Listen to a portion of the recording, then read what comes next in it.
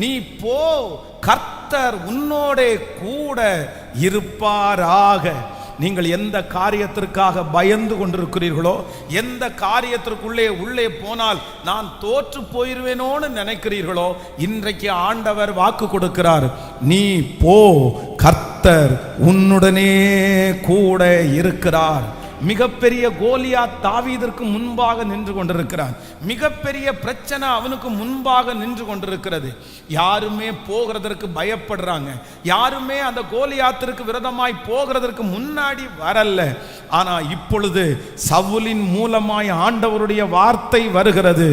நீ போ, கர்த்தர் உன்னுடனே கூட இருப்பாராக. கர்த்தருடைய பிள்ளைகளை ஆண்டவர் தெளிவாய் கர்த்தர் வாக்கு கொடுக்கிறார். நீங்கள் பயப்பட வேண்டிய அவசியம் இல்லை. உங்களோடு கூட கர்த்தர் வருகிறார். அந்த இடத்திற்கு போகிறதற்கு நீங்கள் பயப்பட வேண்டியதில்லை. அந்த சூழ்நிலைக்குள்ளாக போகிறதற்கு நீங்கள் பயப்பட வேண்டியதில்லை. கர்த்தர் வாக்கு கொடுக்கிறார். நீ போ, கர்த்தர் உன்னோடு கூட இருக்கிறார். ஆமென். நாளையிலிருந்து ஒவ்வொரு நாளும் ஆண்டவருடைய பிள்ளைகள் காலையில் நீங்க ரெடியாய் கண்ணாடிக்கு முன்னாடி போய் நின்று உங்களை பார்த்து நீங்க சொல்லணும், நீ போ, கர்த்தர் உன்னோடு கூட இருக்கிறார். ஆமென். ஒரு பெரிய பயம், வேலை செய்கிறத குறித்து ஒரு பயம் வரலாம். நீங்க இல்ல சந்திக்க போகிற அந்த சூழ்நிலையை குறித்த ஒரு பெரிய பயம் வரலாம். ஆனா நீங்க கிளம்பி ரெடியா நின்னுட்டு நீங்க சொல்லுங்க, நீ போ, கர்த்தர் உன்னோடு கூட இருக்கிறார். ஆண்டவர் அப்படிப்பட்ட வார்த்தையை தான் கொடுக்கிறாரு. பெரிய பர்வதத்தை பார்த்து மலைத்து போய் நிற்க வேண்டிய அவசியம் இல்லை. எதிர்ப்புகளை பார்த்து ஒடுங்கி போய் நிற்க வேண்டிய அவசியம் இல்லை. இன்னும் என்ன செய்வார்களோ, இன்னும் என்ன சொல்வார்களோ அப்படின்னு நினைச்சு நீங்க முடங்கி போய் படுக்க வேண்டிய சூழ்நிலை இல்லை. கர்த்தர் வாக்கு கொடுக்கிறார். நீ முன்னேறி போ, நீ தைரியத்தோடு முன்னேறி போ, தூசியை உதறிவிட்டு முன்னேறி போ, தைரியப்படுத்தி கொண்டு முன்னேறி போ. இதுவரையிலும் கரத்தை பிடித்து இந்த யோர்தானை கடக்க பண்ணின கர்த்தர், இந்த செங்கடலை கடக்க பண்ணின கர்த்தர், இந்த வனாந்தரத்தை கடக்க பண்ணின கர்த்தர், அவர் வாக்கு கொடுக்கிறார். உனக்கு முன்பாக இருக்கிற இந்த எரிகோவையும் நீ கண்டிப்பாக தாண்டி நீ முன்னேறுவாய். கர்த்தர் வாக்கு கொடுக்கிறாய். நீ மலைத்து போய் நிற்க வேண்டியது இல்லை. நீ போ, கர்த்தர் உன்னோடு கூட இருக்கிறார். அந்த படிப்பு காரியத்தை குறித்து பயப்படுகிறீர்களோ, இல்லையென்றால் வெளியூர் போகிறதை குறித்து பயப்படுகிறீர்களோ, நீங்கள் எந்த சூழ்நிலையில இருக்கிறீர்கள் என்று எனக்கு தெரியாது. ஆனா கர்த்தருக்கு தெரியும். இந்த வார்த்தை யாருக்காக ஆண்டவர் பேசுகிறார் என்று எனக்கு தெரியாது. ஆனா உங்களுக்கும் கர்த்தருக்கும் தெரியும். எந்த காரியத்தை குறித்து முன்னேறி செல்ல முடியாமல், அடுத்த படி எடுத்து வைக்க முடியாமல் கலங்கி போய் நான் என்ன ஆவேனோ, இது எனக்கு சாதகமாய் அமையுமோ, இந்த தண்டை பின்தொடர்வேனா, அதை பிடிப்பேனா அப்படின்னு எத்தனை பேர் பயந்து கொண்டு நின்றாலும் அத்தனை பேரை பார்த்தும் கர்த்தருடைய வார்த்தை இன்றைக்கு உங்களுக்கு நேராய் கடந்து வருகிறது. நீ போ, கர்த்தர் உன்னோடு கூட இருக்கிறார். சொல்லுங்க, ஒரு 5 டைமாவது சொல்லுங்க, ஆமே. நீ போ, என் ஆத்துமாவே நீ போ, நீ முன்னேறி போ, நீ தாண்டி போ, நீ சகித்து கொண்டு போ. ஹல்லேலூயா. கர்த்தர் உன்னோடு கூட இருக்கிறார். கர்த்தர் உன்னோடு கூட இருக்கிறார். ஆமே. நம்மோடு கூட மனுஷ பலன் அல்ல, கர்த்தர் கூட இருக்கிறார். ஏசப்பா உங்க கூட இருக்கிறார். அவருடைய வல்லமை உங்க கூட இருக்குது. அவருடைய வழி நடத்துதல் உங்க கூட இருக்குது. அவருடைய ஆறுதல் உங்க கூட இருக்குது. அவருடைய பலன் உங்க கூட இருக்குது. அவருடைய திறமை உங்க கூட இருக்குது. அவருடைய வார்த்தை உங்க கூட இருக்குது. அதனால நீங்க வெட்கப்பட மாட்டீங்க. நிச்சயமாய் ஆண்டவர் வெட்கப்படுத்த விட மாட்டார். போ, கர்த்தர் உன்னோடு கூட இருக்கிறார். ஹல்லேலூயா. ஆண்டவருடைய பிள்ளைகளே, இந்த வசனத்திலே இந்த அதிகாரத்தை பார்க்கும்போது தாவீதை பார்த்து சொல்லுகிற வார்த்தை அப்படின்னா, யாருமே போகாம நிற்கும் போது இந்த மனுஷன் மட்டும் தன்னுடைய காரியத்தை சொன்ன உடனே சரி நீ போ, கர்த்தர் உன் கூட இருப்பார் அப்படின்னு இந்த அதிகாரத்தில் ஒரு 4 காரியத்தை உங்களோடு சொல்லி உங்களுக்காக ஜெபிக்க போறேன். அப்படின்னா ஒரு அபிஷேகம் பெற்ற ஒரு தேவனுடைய மனுஷனுடைய வாழ்க்கையிலே கர்த்தர் வைத்திருக்கிற சில காரியங்களை குறித்து இதே அதிகாரத்தில் நம்மளால வாசிக்க முடியும். அது அபிஷேகம் பெற்ற தேவனால் தெரிந்து கொள்ளப்பட்ட ஒரு தேவனுடைய பிள்ளைக்கு ஆண்டவர் சில பாதைகளிலே ஆண்டவர் நடத்துகிறார். நம்ம வேதத்தை திறந்து முதலாவதாக ஒரு வசனத்தை நம்ம வாசிக்கலாமே. ஃபர்ஸ்ட் ஒரு வசனத்தை வாசிக்கலாம். 17ஆம் அதிகாரத்தினுடைய 33வது 34வது வசனத்தை நம்ம வாசிக்க போகிறோம். 17ஆம் அதிகாரம் 33வது 34வது வசனம். அப்பொழுது சவுல் தாவீதை நோக்கி, நீ இந்த பெலிஸ்தியோனோட எதிர்த்து யுத்தம் பண்ண உன்னால் ஆகாது, நீ இளைஞன், அவனோ தன் சிறு வயது முதலே யுத்த வீரன் என்றான். தாவீது சவுலை பார்த்து, உம்முடைய அடியான் என் தகப்பனுடைய ஆடுகளை மேய்த்து கொண்டிருக்கிற போது ஒரு விசை ஒரு சிங்கமும் ஒரு விசை ஒரு கரடியும் வந்தது, மந்தையிலே இருக்கிற ஒரு ஆட்டை பிடித்து கொண்டது. நான் அதை தொடர்ந்து போய் அதை அடித்து அதை அதன் வாய்க்கு தப்புவித்தேன்.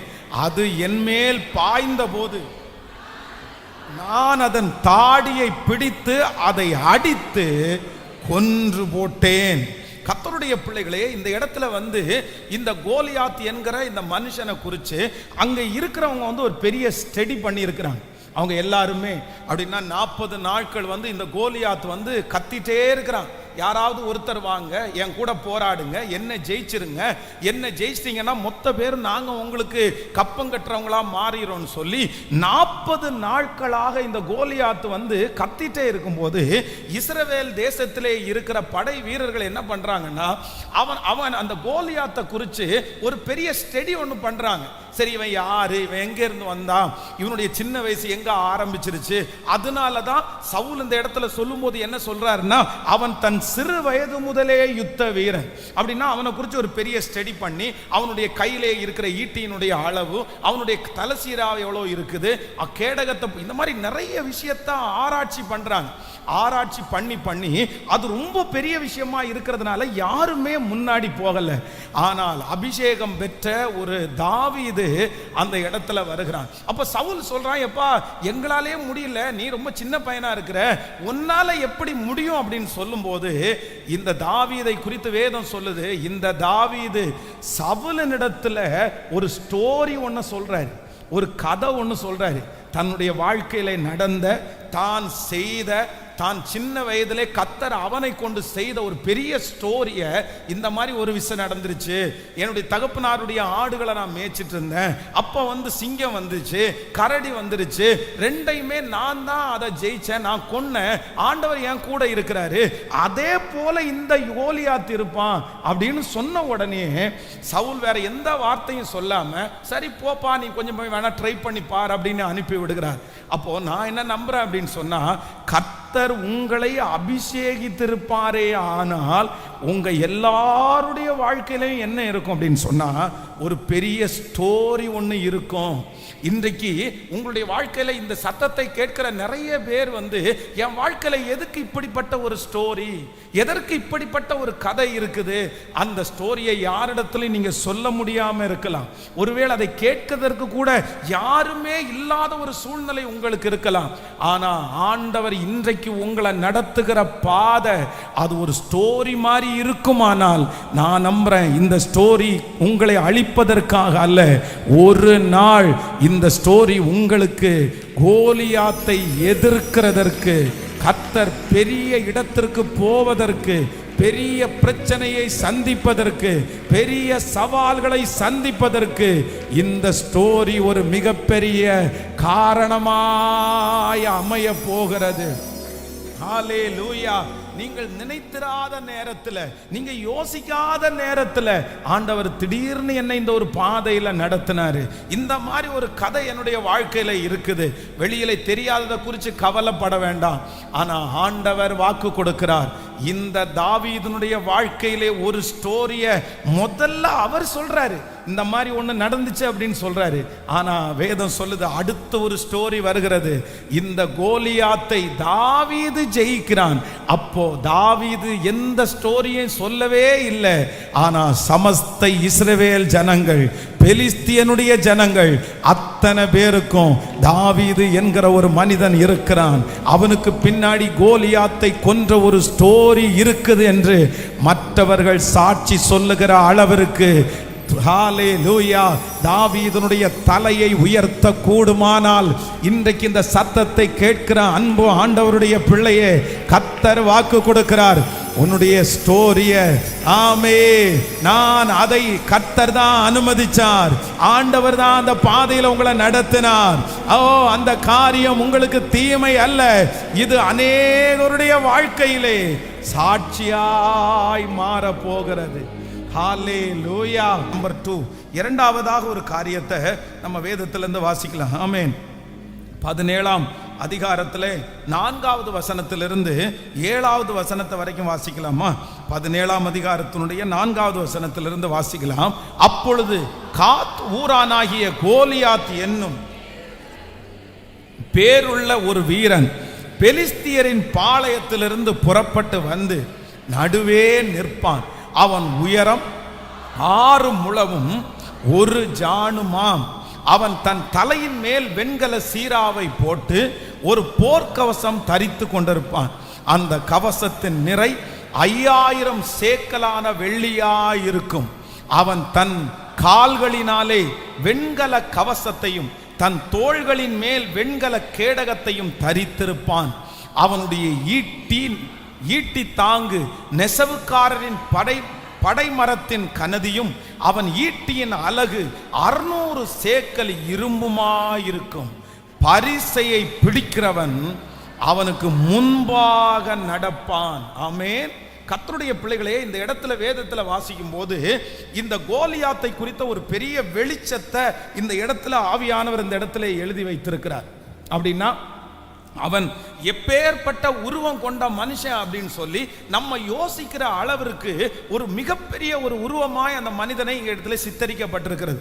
அவனுடைய கையிலே இருக்கிற ஈட்டி, அவனுடைய நெஞ்சிலே இருக்கிற மார்க்கவசம், அவனுடைய தலையிலே இருக்கிற தலை சீரா, இப்படி ஒன்னொன்னா வர்ணிச்சு ஒரு மிகப்பெரிய பிரம்மாண்டமான ஒரு உருவமா அந்த மனுஷன் முன்னே நடக்கிறான்.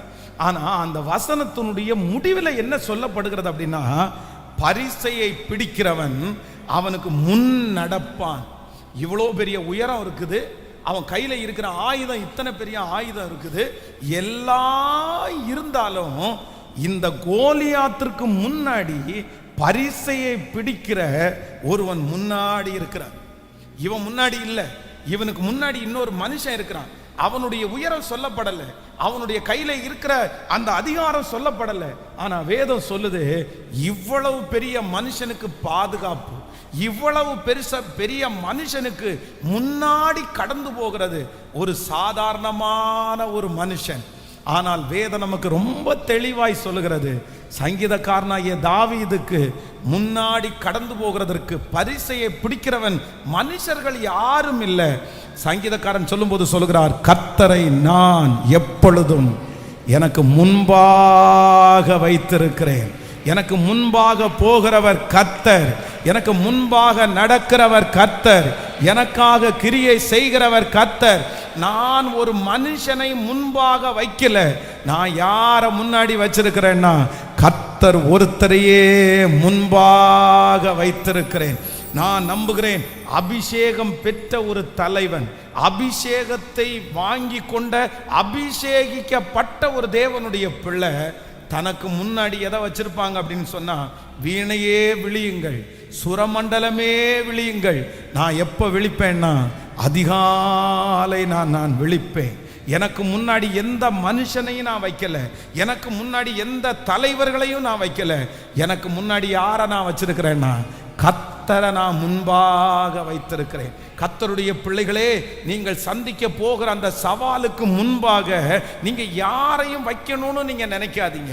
யாரும் முன்னாடி போக வேண்டாம். எனக்கு முன்னாடி வக்கீல் முன்னாடி போய் பேசினா நல்லா இருக்குமே, எனக்கு முன்னாடி இந்த மனுஷன் போய் பேசினா நல்லா இருக்குமே.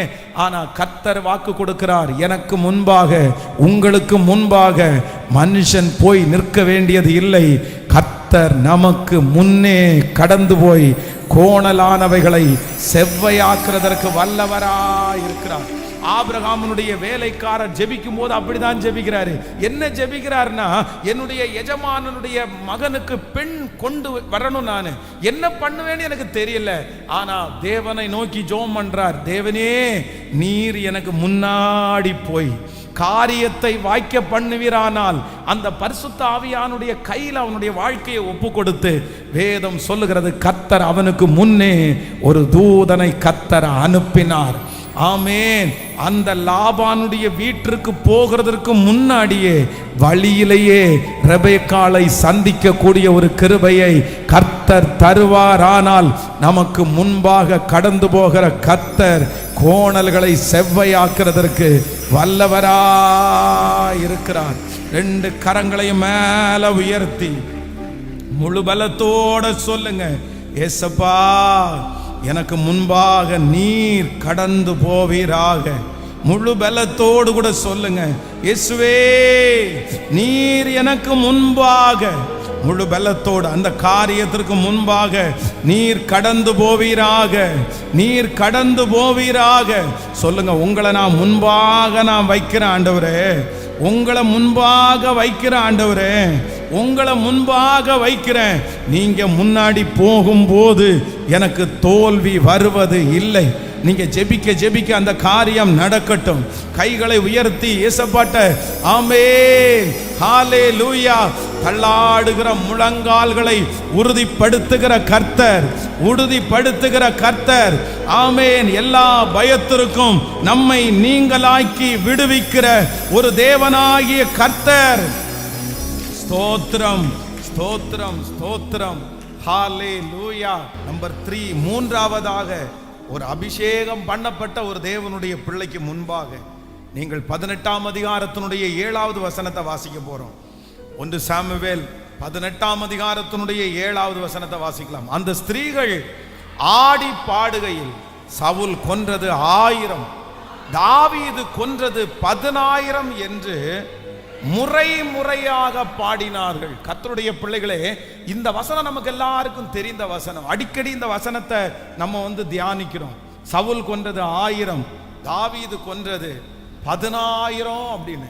கவனிங்க, இப்ப கவனிங்க, தாவீது எத்தனை பேரை இந்த யுத்தத்தில் எத்தனை பேரை கொன்னான்? தாவீது எத்தனை பேரை ஜெயித்தான்? எத்தனை பேரை ஜெயிச்சான்? யார? ஒரே ஒரு ஆளை, ஒரே ஒரு ஆளை. லட்சக்கணக்கான யுத்த வீரர்கள் கோலியாத்துக்கு பின்னாடி நின்னுட்டே இருக்கிறாங்க. அதே போல தாவீதிற்கு முன்பாக இந்த பக்கமும் ஆயிரக்கணக்கான யுத்த வீரர்கள் நின்று இருக்காங்க. இந்த யுத்த வீரர்களை கூப்பிட்டு, நீ எத்தனை பேரப்பா ஜெயிச்ச, நீ எத்தனை பேரப்பா வீழ்த்தின அப்படின்னு கேட்டா இவங்க நிறைய கணக்கு சொல்லுவாங்க. ஐயோ கணக்கே இல்லைங்க, நான் ஒரு 100 பேர் இருக்கோங்க, ஒரு 200 பேர் இருக்கோங்க. ஆனா வேதம் சொல்லுது, இந்த இடத்துல தாவீது ஜெயித்த ஒரே ஒரு பர்சன் யார் அப்படின்னு சொன்னா கோலியாத்து ஒரே ஒரு நபர் தான். ஆனா இந்த ஸ்திரீகள் ஆடி பாடுகள் என்ன சொல்லி ஆடி பாடுறாங்கன்னா, சவுல் கொன்றது 1000, தாவீது கொன்றது 10000, தாவீது கொன்றது 10000. அப்போ நான் என்ன நம்புறேன் அப்படின்னு சொன்னா, அங்கே சுற்றி இருக்கிறவர்கள் 1000 பேரை ஜெயித்தாலும் இந்த தாவீது ஜெயித்த இந்த ஒரே ஒரு பிரச்சனை 10000 பேருக்கு சமமான ஒரு பிரச்சனைய, 10000 பேருக்கு ஹோப் கொடுக்கிற, நம்பிக்கை கொடுக்கிற, விசுவாசத்தை கொடுக்கிற அத்தனை 1000 ஜனங்களுக்கு முன்பாக நின்று இந்த கோலியாத்திற்கு பின்னாடி நிற்கிற அத்தனை பேரும் யாரை நம்பி நின்னாங்கன்னா, இந்த கோலியாத்தை நம்பி தான் நின்னாங்க. அவர் இருக்கிற தைரியத்துல தான் நின்னாங்க. அவர் நம்ம கூட இருக்கிறாருன்ற அந்த எண்ணத்துல தான் அவங்க பின்னாடி நின்னாங்க. ஆனா கர்த்தர் தாவீதை, அபிஷேகம் பண்ணப்பட்ட ஒரு மனுஷனை கர்த்தர் எங்க பயன்படுத்தினார் தெரியுமா? முன்னணியிலே நிற்கிற ஒரே ஒருத்தரை வீழ்த்தினாலும் 10000 பேருக்கு சமமான அந்த மனுஷனை கர்த்தர் அவன் கையிலே கர்த்தர் ஒப்பு கொடுத்தார். எத்தனை பேரை ஆமோதிக்கிறீர்கள்? ஒன்று நினைச்சுக்குங்க, உலகத்திலே இருக்கிற ஒரு மனுஷனுக்கு சில நேரத்தில் பாவம் செய்கிறது ஒரு தவறு அல்ல. அப்படின்னா டக்குன்னு போய் ரொம்ப டென்ஷன் ஆயிட்டாங்க அப்படின்னு சொன்னால் போய் ஒரு சிகரெட்டை ஊதிட்டு வந்துடுவாங்க. ரொம்ப கோவம் வந்துச்சுன்னா போய் தண்ணி அடிச்சுட்டு வந்துடுவாங்க. ரொம்ப ஒரு மாதிரி டென்ஷனாக இருந்துச்சுன்னா சினிமா தியேட்டரில் போய் அவ்வளோதான் 2 சினிமாவை பார்த்துட்டு வந்துடுவாங்க. உடனே வந்துட்டு சொல்லுவாங்க, அவ்வளோதான் ரொம்ப டென்ஷனாக இருந்து 2 தம் அடித்தேன், அப்படியே கொஞ்சம் ரிலாக்ஸ் ஆயிடுச்சு, ஒரு சினிமா பார்த்தேன் ரிலாக்ஸ் ஆயிடுச்சு அப்படின்னு சொல்லுவாங்க. ஆனால் அவர்களுக்கு அந்த ஸ்ட்ரெஸ்ஸில் இருந்து வெளியே வரணும்னா திரும்பி அடுத்த டைமும் அவங்க அந்த மாதிரி தான் பண்ணணும், இல்லைன்னா அவங்களால வெளியே வர முடியாது. ஆனால் ஆண்டவருடைய பிள்ளையை பார்த்து நிறைய பேர் கேட்பாங்க, எப்படி தான் நீ இந்த டென்ஷன் ஆகாமல் இருக்கிறியோ, எப்படி தான் இதிலேருந்து வெளியே வர்றியோ, சினிமா பார்க்காமலே வெளியே வர்ற, தம் அடிக்காமலே நீ வெளியே வர்ற, தண்ணி அடிக்காமலே நீ வெளியே வர்ற. காரணம் என்னன்னா, என் கூட இருக்கிற கர்த்தர் 1000 பேருக்கல்ல 10,000 பேர், உன் பக்கத்தில் 1000 பேர் விழுந்தாலும், உன் வலதுபுறத்தில் 10,000 பேர் விழுந்தாலும் அது உன்னை அணுகாது. ஆண்டவருடைய பிள்ளைகளே, வாலிப தம்பி தங்கச்சி, நீங்க ரொம்ப கவனமா கேட்கணும். என்னன்னா, ஆண்டவர் நீ ஜெயிக்க போகிற பாவம் சின்னதுன்னு நினைச்சிடாத, சின்னதுன்னு நினைச்சிடாத. எனக்கு அவனுக்கு இந்த மாதிரி சோதனை எல்லாம் வர மாட்டேங்குது, எனக்கு மட்டும்தான் இப்படி சோதனை வருதா, எனக்கு மட்டும்தான் இப்படி பிரச்சனை வருதா அப்படின்னு நினைக்காத. நான் என்ன நம்புறேன் அப்படின்னு சொன்னா, கர்த்தர் உன்னை ஜெயிக்க பண்றது 10,000க்கு முன்னாடி. நீங்க 1 ஜெயிச்சாலும் அது 10,000க்கு சமம். உங்களுக்கு அப்படிப்பட்ட டார்கெட்டை தான் சத்துரு கொடுப்பான், அப்படிப்பட்ட போராட்டம் தான் கொடுப்பான். ஆனா தாவீத மாதிரி அபிஷேகம் பண்ணப்பட்ட பிள்ளை உங்களுக்கு விரோதமாய் ஒரு நாடே எதிர்த்து வந்தாலும், ஒரு பெரிய யுத்தம் வந்தாலும் நீங்க அதற்கு முன்பாக நிற்கணும். ஏன்னா கர்த்தர் உங்களை 1000ங்களுக்கு அல்ல 10,000ங்களுக்கு நம்புறவங்க கைகளை தட்டி, உங்களை 1000ங்களுக்கு அல்ல, கர்த்தர் 10,000ங்களுக்கு நம்புகிறார். நம்ம எந்த அளவிற்கு நம்ம வெற்றி அடைய போகிறோமோ அந்த அளவிற்கு சவாலும் ரொம்ப பெருசா இருக்கும். யோசேப்பை குறித்து வேதம் சொல்லுகிறது, யோசேப்பு போத்திபாருடைய வீட்டில் அவன் குடியிருக்கும் போது, போத்திபாருடைய வீட்டில் இருக்கிற பிரச்சனை சாதாரணமானது இல்லை, அது ரொம்ப பெருசு, அது ரொம்ப பெருசு. ஆனா இந்த பிரச்சனையை நான் எப்படி ஜெயிப்பேன், இவ்வளோ பெரிய ப்ராப்ளம் வந்திருக்குதே, இதை எப்படி நான் சமாளிக்க முடியும்? ஆனா வேதம் சொல்லுது, அந்த பெரிய தப்ப, பெரிய பாவத்தை, தனக்கு முன்பாக இருக்கிற அந்த பெரிய டாஸ்கை அவன் செய்து முடிச்சதுனால கர்த்தர் எகிப்திற்கே கர்த்தர் அவனை அதிகாரியாய் மாற்றினார். ஹல்லேலூயா. கர்த்தருடைய பிள்ளைகளாகிய நீங்க பெரிதான காரியத்தை நீங்க ஜெயிக்கணும். என்னால ஜெயிக்க முடியாதுன்னு நீங்க விட்டுட்டு வர முடியாது. பலர் தோற்று போனதை கர்த்தர் உங்க மூலமாய் கர்த்தர் ஜெயிக்க பண்ண போகிறார். பலர் செய்ய முடியாத அந்த பரிசுத்தத்தை கர்த்தர் உங்களை கொண்டு கர்த்தர் செய்ய போகிறார். காரணம் என்ன அப்படின்னா, அபிஷேகிக்கப்பட்ட தேவனுடைய பிள்ளை அவர் ஒன்றை ஜெயித்தாலும் அதுக்கு எத்தனைக்கு சமம்னா 10,000க்கு சமம். நீங்க ஜெயிக்கிற ஒவ்வொன்றும் எத்தனைக்கு சமம் அப்படின்னு சொன்னா 10,000ங்களுக்கு சமம். இன்றைக்கு நீங்கள் கடந்து போகிற இந்த பாதையிலே கர்த்தர் ஒரு நெருக்கத்தை உங்களுக்கு அனுமதிச்சிருக்கலாம். யாருக்கும் வரக்கூடாத ஒன்று உங்களுக்கு வந்திருக்கலாம். யாரும் கடந்து போகாத ஒரு பாதை நீங்க கடந்து போகலாம். ஆனா ஆண்டவர் மட்டும் இன்னைக்கு உங்க கைகளை பிடித்து கர்த்தர் தைரியப்படுத்துகிறாரு. என்ன சொல்றாரு அப்படின்னு சொன்னா, நீ அந்த காரியத்தை நீ ஜெயிக்கும் போது அது 10,000க்கு சமம். இந்த காரியத்தை மட்டும் நீங்கள் ஜெயிப்பீர்களே ஆனால் நீங்கள் பெரிய வெற்றியை அடைய போகிறீர்கள். கர்த்தர் உங்களை கொண்டு பெரிய காரியத்தை செய்ய போகிறார். ஹல்லேலூயா. நம்பர் 4, 4வதாக ஒரு காரியத்தை சொல்லி நான் உங்களுக்கு ஜெபித்து முடிக்க போறேன். ஆமென். இந்த 17ஆம் அதிகாரத்தினுடைய 22வது வசனத்தை வாசிக்கலாமே. 22வது வசனம். அப்பொழுது தாவீது தான் கொண்டு வந்தவைகளை இறக்கி ரஸ்துக்களை காக்கிறவன் வசமாக வைத்துவிட்டு சேனைக்குள் ஓடி தன் சகோதரரை பார்த்து, சுகமாய் இருக்கிறீர்களா என்று கேட்டான்.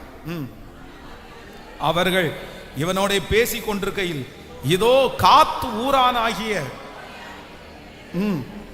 ஊரானாகிய கோலியாத் என்னும் பேருள்ள அந்த சேனையிலிருந்து எழும்பி நின்று முன் சொன்ன வார்த்தைகளையே சொன்னான். அதை தாவீது கேட்டான். இஸ்ரவேலர் எல்லாரும் அந்த மனுஷனை காணும் போது மிகவும் பயப்பட்டு அவன் முகத்திற்கு விலகி ஓடி போவார்கள். அந்நேரத்திலே இஸ்ரவேலர் வந்து நிற்கிற அந்த மனுஷனை கண்டீர்களா? இஸ்ரவேலை நிந்திக்க வந்து நிற்கிறான். இவனை கொல்லுகிறவன் எவனோ அவனை ராஜா மிகவும் ஐஸ்வர்யவானாக்கி அவனுக்கு தம்முடைய குமாரத்தியை தந்து அவன் தகப்பன் வீட்டாருக்கு இஸ்ரவேலிலே சர்வ மானியம் கொடுப்பார் என்றார். கவனிங்க, இந்த இடத்துல என்ன நடக்குது அப்படின்னு சொன்னா, சவுல் இருக்காங்க, கோலியாத் அந்த இடத்துல இருக்காரு. இப்போ வந்து தாவீது ரொம்ப அழகா அந்த இடத்துல வந்துறாரு. வரும்போது எல்லாரும் கோலியாத்திற்கு எதிர்த்து நிற்கும் போது வேதம் சொல்லுது, தாவீது மட்டும் என்ன சொல்றாரு அப்படின்னு சொன்னா, நான் வந்ததற்கு முகாந்தரம் இல்லையோ. நான் வந்ததற்கு அப்படின்னா என்ன அர்த்தம் அப்படின்னு சொன்னா, அபிஷேகம் பண்ணப்பட்ட ஒரு மனுஷன் எப்படி கடந்து போவான்னா, அவன் போகிற பாதை சரியான பாதையாத்தான் இருக்கும். அவனை கர்த்தர் நடத்துகிற பாதை சரியான பாதையா தான் இருக்கும். அந்த கோலியாத்தை சந்திக்க போகிறதற்கு சாப்பாடு கொடுத்து விடும்போது இப்படிப்பட்ட ஒரு கோலியாத் அந்த இடத்துல நிற்பான் அப்படின்னு சொல்லி தாவீதுக்கு தெரியாது, அவங்க அப்பாவுக்கு தெரியாது. ஆனா யாருக்கு தெரியும்னா, கர்த்தருக்கு தெரியும். கர்த்தர் அபிஷேகம் பண்ணப்பட்ட ஒரு மனுஷனை கர்த்தர் எப்படி நடத்துறாருன்னா, அவர் சரியான திசையிலே கர்த்தர் நடத்துகிறார். ஆண்டவருடைய பிள்ளையே, நாலாவதாக கர்த்தர் வாக்கு கொடுக்கிறாரு, உங்களையும் என்னையும் கர்த்தர் நடத்துகிற எந்த பாதையா இருந்தாலும் நமக்கு ஒருவேளை தப்பா தெரியலாம், சுற்றி இருக்கிறவங்களுக்கு தப்பா தெரியலாம். ஆனா எந்த மனுஷனோட கர்த்தர் இருக்கிறாரோ அந்த மனுஷனை ஆண்டவர் தப்பான பாதைக்கு நடத்த மாட்டார். தப்பான பாதையில உங்களை நடத்த மாட்டார். நீங்க அரண்மனைக்கு போகிறது சரியான பாதையா இருக்கும்னா, அரண்மனையிலிருந்து திரும்ப ஆடு மேய்க்க வர்றதும் கேட்கல, சத்தமா சொல்லுங்க. நம்ம சரியான பாதைன்னு நினைக்கிறது என்ன அப்படின்னு சொன்னா, வெறும் அரண்மனைக்கு போகிறது மட்டும்தான் நம்ம கண்ணுக்கு சரியான பாதையா தெரியும். ஆனா இல்ல, தாவீதா ஆண்டவரை அரண்மனைக்கும் கர்த்தர் தான் நடத்தாரு. ஆனா அரண்மனையிலிருந்து திரும்ப ஆடு மேய்க்கிறதுக்கும் யார் தான் நடத்தினாரு? கர்த்தர் தான் நடத்தினாரு. அரண்மனையினுடைய பாதையும் சரியானது, ஆடு மேய்க்கிற பாதையும். கேட்கல, சத்தமா சொல்லுங்க. ஒரு 3 பேருடைய கரத்தை பிடிச்சு சொல்லுங்க, ஆண்டவர் உங்களை தப்பா நடத்த மாட்டார். ஆண்டவர் உங்களை தப்பா நடத்த மாட்டாருன்றதை நீங்க சீக்கிரமா நீங்க அறிவிங்க. சீக்கிரமா ஆண்டவர் உங்களை காண்பிப்பார். கர்த்தர் உங்களை, இந்த பாதை வந்து உங்களுக்கு தப்பா தெரியலாம், சுத்தி இருக்கிறவங்களுக்கு தப்பா தெரியலாம். ஆனா நான் நம்புறேன், மேலையும் நடத்துகிறவர் கர்த்தர், கீழையும் நடத்துகிறவர் கர்த்தர். உயர் மலையா இருந்தாலும் சமவெளியா இருந்தாலும் என்னை இரண்டிலும் பாதுகாக்கிறவர் என் தேவனாகிய கர்த்தர். உயர் மலையிலையும் நடத்துவார், சமவெளியிலையும் என்ன நடத்த வல்லவரா இருக்கிறார். ஹல்லேலூயா. அபிஷேகம் பண்ணப்பட்ட ஒரு தேவனுடைய பிள்ளை சிங்க கெபிக்குள்ள போனாலும் அது ஆண்டவர் நடத்துகிறதா தான் இருக்கும். அபிஷேகம் பண்ணப்பட்ட ஒரு தேவனுடைய பிள்ளை அக்கினி சூளைக்குள்ள போனாலும் அது கர்த்தர் நடத்துகிறதா இருக்கும். அபிஷேகம் பண்ணப்பட்ட ஒரு தேவனுடைய பிள்ளை எல்லாத்தையும் இழந்து ஓட்டை எடுத்து சுரண்டி கொண்டு உட்கார்ந்தாலும் அது கர்த்தர் நடத்துகிற பாதையா தான் இருக்கும். ஆனா அந்த கர்த்தர் நடத்துகிற பாதை தோல்வியாய் அல்ல, வெற்றியாய் முடிகிற ஒரு நாள் நிச்சயமாய் வரும். எத்தனை பேர் ஆமோதிக்கிறீங்க? பிரதர், கர்த்தர் தான் உங்களை இங்க நடத்துறாரு. சிஸ்டர், ஆண்டவர் தான் உங்களை நடத்துறாரு. நீங்க இந்த பாதையில நடக்கும்போது கர்த்தர் இல்லையோன்னெல்லாம் நினைச்சிடாதீங்க. இல்ல, கர்த்தர் என்னுடைய வழியெல்லாம் என்னை காக்கும்படி என்னோடு கூட கர்த்தர் இருக்கிறார். ஹல்லேலூயா. நன்றி சொல்லலாமா? அபிஷேகம் பெற்ற ஒரு தேவனுடைய மனுஷனை கர்த்தர் சரியான திசையிலே அழகாய் நடத்துகிறார். நீங்க அந்த இடத்துல வேலையில இருந்ததும் கர்த்தர் சித்தம். இப்பொழுது அந்த இடத்துல இருந்து நீங்க துரத்தப்பட்டதும் ஆண்டவருடைய சித்தம். நீங்க ஒரு இடத்துல இருந்தது ஆண்டவருடைய சித்தம். இப்ப அந்த இடத்தை விட்டு நீங்க வெளியே வந்திருக்கிறதும் கர்த்தருடைய நடத்துதல். எப்படி ஒரு இடத்திலிருந்து கர்த்தர் மறுபடியும் தாவீதை கொண்டு வந்து மறுபடியும் கர்த்தர் ராஜா அரண்மனைக்கு கொண்டு போனாரோ, அப்படியே நீங்கள் எடுத்த ஸ்தானத்திற்கு மறுபடியும் கர்த்தர் உங்களை டிராவல் பண்ண வைப்பார். கர்த்தர் உங்களை டிராவல் பண்ண வைப்பார். ஆமென், ஹல்லேலூயா. வேதத்துல யோசேப்புக்கு திடீரென்று ஆண்டவர் வந்து நினைச்சிருக்காத பாதையில ஆண்டவர் நடத்துறார். அப்படி அவரை என்ன நினைச்சிருக்கலாம் அப்படின்னு சொன்னா, அண்ணங்களுக்கு சாப்பாடு கொண்டு வந்து கொடுக்கும்போது அவங்க எல்லாம் சொல்றாங்க, நீ வா, உன்னுடைய சொப்பனம் என்னவாய் முடியும் என்று பார்ப்போம் அப்படின்னு சொல்லும்போது அவர் என்ன நினைச்சிருப்பார் அப்படின்னு சொன்னா, தெரியாம சொல்லுங்க, எப்படி நினைச்சிருப்பாரு? யோசேப்பு என்ன நினைச்சிருப்பாரு? தெரியாம வந்துட்டோமோ. இன்னொன்னு நினைச்சிருப்பாரு, நீங்களும் நானும் மாதிரி தான் என்ன நினைச்சிருப்போம்னா, அவர் ஏற்கனவே அவங்க அப்பா ஒரு இடத்துல இவங்க இருக்கிறாங்க, சாப்பாடு கொண்டு போய் கொடுன்னு சொன்னார்ல, அந்த இடத்துல அவங்க சகோதரர்கள் என்ன பண்ண மாட்டாங்க, இருக்க மாட்டாங்க. அவங்க அங்க இல்லைன்னு இவன் தேடிட்டு இருக்கும்போது ஒரே ஒருத்தர் அங்க நிப்பாராமா. அவர்கிட்ட கேட்பான், இந்த யோசேப்பு கேட்பார், என்ன கேட்பாருன்னா, இங்க என்னுடைய சகோதரர்கள் ஆடு மேய்ச்சிட்டு இருந்தாங்க, நீங்க பாத்தீங்களான்னு கேட்கும்போது அவர் என்ன சொல்லுவாரு, எப்பா அவங்க வந்து எங்க போனாங்கன்னு எனக்கு தெரியாது, ஆனா தோத்தானுக்கு போறோம்னு அவங்க ஒருத்தருக்கு ஒருத்தர் என்ன பண்ணிட்டாங்க, பேசிட்டாங்க. சரி, இந்த இடத்துல இருந்து திரும்பி வராம திரும்பவும் தோத்தானுக்கு போய் சாப்பாடை தூக்கிட்டு போறாரு. யோசேப்பினுடைய மனசுல என்ன நினைச்சு தெரியுமா, அந்த தோத்தானிலே ஒருத்தர் நம்ம அந்த இடத்திலேயே ஒருத்தர் நம்மகிட்ட சொன்னாரு, கத்தரே தடுத்திருப்பா என்னன்னு தெரியல, அங்க இருந்து அப்படியே யூ டர்ன் பண்ணி வீட்டுக்கு போயிருக்கலாம். நான் பாருங்க ஒரு இந்த மாதிரி மட புத்தி பிடிச்சவன் அங்க இருந்து திருப்பி இவங்களை தேடி வந்து இவ்வளோ பெரிய பிரச்சனைக்குள்ள ஆளாகணுமா, கத்தர் என்ன தடுத்து நிறுத்தி இருப்பார், நான் தான் கேட்கல அப்படின்னு எல்லாம் நினைச்சிருப்பான். ஆனா இல்ல இல்ல இல்ல இல்ல, கத்தர் யோசேப்பை எப்படி நடத்தி இருக்கிறாருன்னா, நேர்த்தியாய் நேர்த்தியாய் குழியில தூக்கி போடும் போது, ஐயோ எகிப்துல வித்து போடும்போது தேவையில்லாத இடத்துக்கு வந்துட்டோம். இல்லப்பா, நீ தேவையில்லாத இடத்துக்கு வரல, நீ நேர்த்தியான இடத்திற்கு தான் கர்த்தர் உன்னை கொண்டு வந்திருக்கிறார், உங்களை கொண்டு வந்திருக்கிறார். அவர்களோ தீமை செய்ய நினைத்தார்கள், கர்த்தரோ இன்று நடந்து வருகிறபடியே நன்மையாய் உங்க ஒவ்வொருத்தர் மேலேயும் கர்த்தருடைய அபிஷேகம் இருக்கட்டும். ஆண்டவருடைய அபிஷேகத்திற்காக ஜெபம் பண்ணுங்க. எப்படி தேவனுடைய மனுஷன் வந்து தாவீதை ஒரு தைல குப்பியை எடுத்து அபிஷேகம் பண்ணாரோ, இன்னைக்கு இந்த ஆராதனையில கர்த்தர் நிறைய பேர் அபிஷேகம் பண்ண போறாரு. உங்க மேல ஆண்டவருடைய அனாயிண்டிங் வரப்போகிறது. அந்த அனாயிண்டிங்காக நீங்க ஆசைப்படுங்க, அந்த அனாயிண்டிங்காக கர்த்தரிடத்துல கேளுங்க. அந்த அபிஷேகம் என்ன பண்ணும் அப்படின்னு சொன்னா, நம்பர் 1, முதலாவதாக அந்த அபிஷேகம் எல்லாரும் மனப்பாடமா நீங்க சொல்லணும். ஃபர்ஸ்ட், இந்த அபிஷேகம் உங்களுக்கு பின்னாடி இருக்கிற ஒரு ஸ்டோரியை சாட்சியாய் மாத்த போகிறது. ஆமே. நம்பர் 2, இரண்டாவதாக இந்த அபிஷேகம் என்ன பண்ணும் அப்படின்னு சொன்னா, உங்களை பின்னாடி நிறுத்தி இந்த அபிஷேகம் உங்க முன்னாடி நிற்கும். கர்த்தர் உங்களுக்கு முன்னாடி நிற்பார்.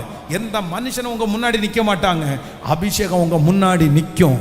கர்த்தருடைய அபிஷேகம் உங்க முன்னாடி நிற்கும்னா, எவ்வளோ பெரிய கோலியாத்தானாலும் மலை பர்வதம் மெழுகு போல அப்படியே உருகி போகும். நம்பர் 3, மூன்றாவது, ஒரு தேவ பிள்ளை மேல அபிஷேகம் இருக்குமானால் அவன் ஜெயிக்கிறது 1000 கிடையாது, அவன் ஜெயிக்கிறது 10,000 மாறப்போகிறது.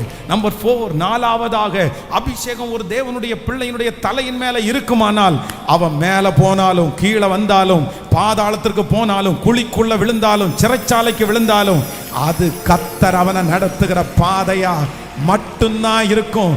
அபிஷேகம் யாரையும் தப்பா நடத்தாது. அபிஷேகம் உங்களை தப்பா நடத்தாது.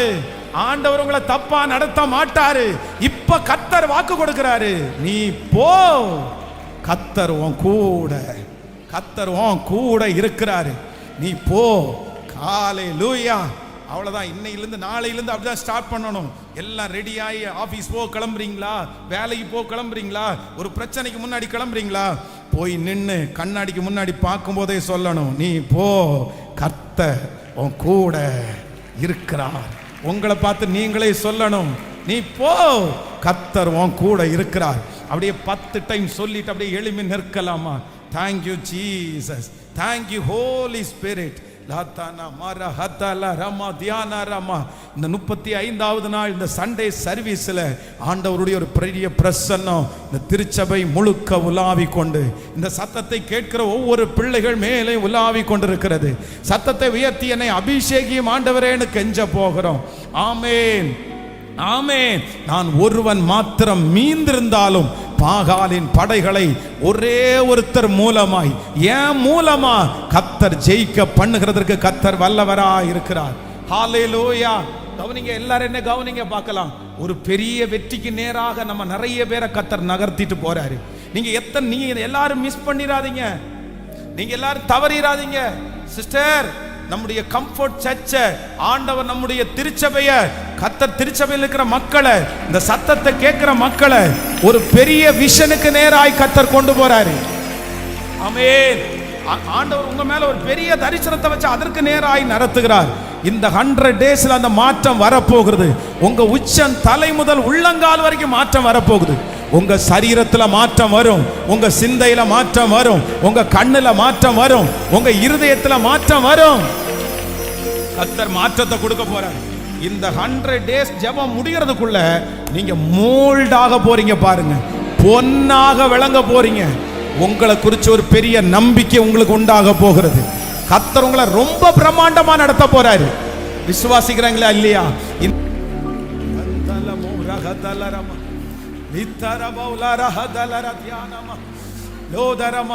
கர்த்தர் அபிஷேகிக்கிறார். எனக்கு அந்த அபிஷேகம் வேணும். கர்த்தருடைய அபிஷேகம் உங்க மேல வேணும். நீங்க ஒரு தாவீது, நீங்க ஒரு தாவீது. ஓ, நீங்க ஜெயிக்க போறது 10,000. கர்த்தர் உங்களை சந்திக்க போகிறது 10,000. 10,000 10,000 இல்ல. மகனே, மகனே, உன்னை 1000 பேருக்கு இல்ல. மகனே, உன்னை 1000 பேருக்கு இல்ல, 10,000 பேருக்கு, 10,000 பேருக்கு நீ ஜெயிக்கிறவனா மாறணும். ஹalleluya. நத்தனமோ ரஹதலர் யாக்கதனம் இதரம் தனமோ ரஹதலர் ஏத்தரா லோதடர பௌலத்தன ரேகதல பௌரத சந்தனமோ ரடதரல் யாக்கதரவ லோதரம் தன தேரலதர ஹதரலரம. பிரிச்சு விடுங்க, பிரிச்சு விடுங்க, பிரிச்சு விடுங்க. உங்க ஊழியத்துக்குன்னு பிரிச்சு விடுங்க, உங்க அபிஷேகத்திற்கு பிரிச்சு விடுங்க. இப்போ சாமுவேல் தைல குப்பியை எடுத்துட்டு வந்து அப்படியே அபிஷேகம் பண்ணது மாதிரி, ஹalleluya, ஹalleluya. இயேசுவே, அந்த அபிஷேகம் இப்போ இறங்கட்டும். யாரெல்லாம் வாஞ்சிக்கிறாங்களோ, யாரெல்லாம் வாஞ்சிக்கிறார்களோ அவர்கள் மேல அந்த அபிஷேகம் அக்கினியாய், அக்கினியாய், அக்கினியாய்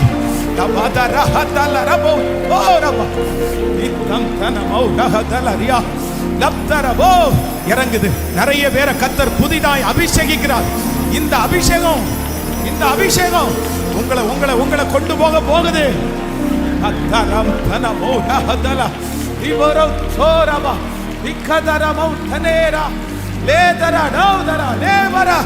விடுதலை, விடுதலை, விடுதலை, விடுதலை.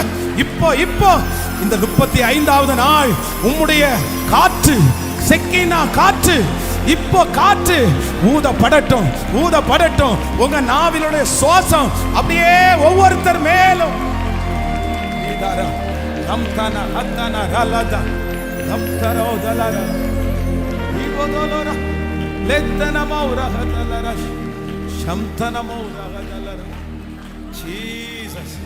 Jesus, Jesus, Jesus.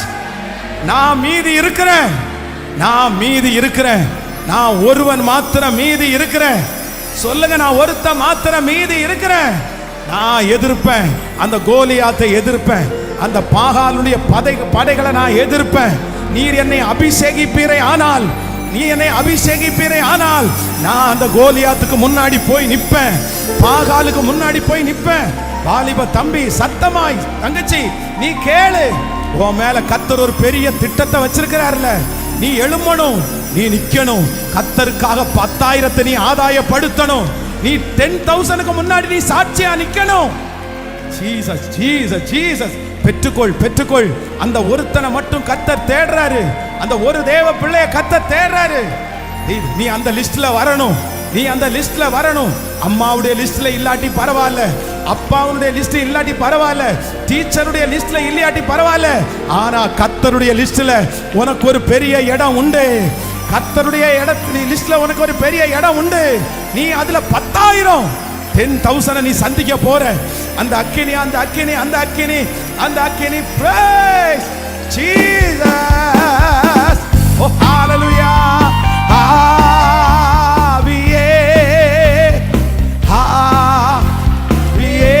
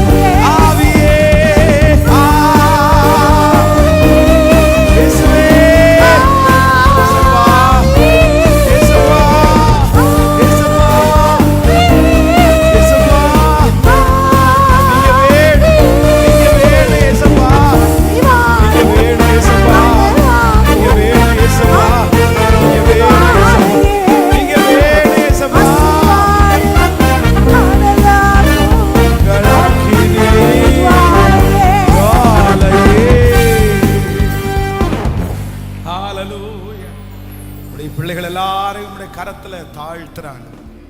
நான் வெறுமையாக்குறேன். நன்றி. இந்த வார்த்தைகள் எங்களுடைய இருதயத்துல அப்படியே வந்துட்டே இருக்கட்டும். உங்க மகிமையை நாங்க பார்க்கணும் ஆண்டவரே. சத்துரு வெட்கப்பட்டு போவானாக. விரோதமாய் எழும்புற சக்திகள் வெட்கப்பட்டு போவதாக. நன்றி ஆண்டவரே, நன்றி. உங்க கிருபையின் கரங்களில் தாழ்த்துகிறோம். இயேசுவின் மூலம் ஜெபம் எடுக்கிறோம் நல்ல பிதாவே. ஆமென்.